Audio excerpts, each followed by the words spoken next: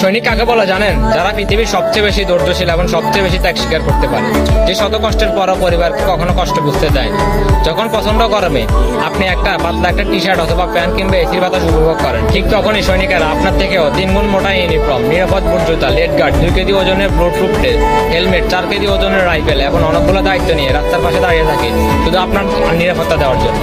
তাদেরকে সৈনিক বলে।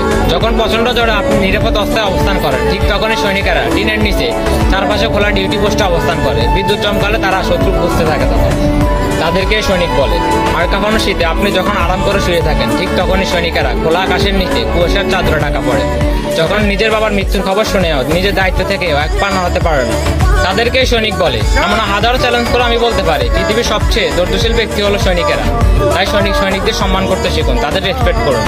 স্যালুট পৃথিবীর সকল সৈনিককে।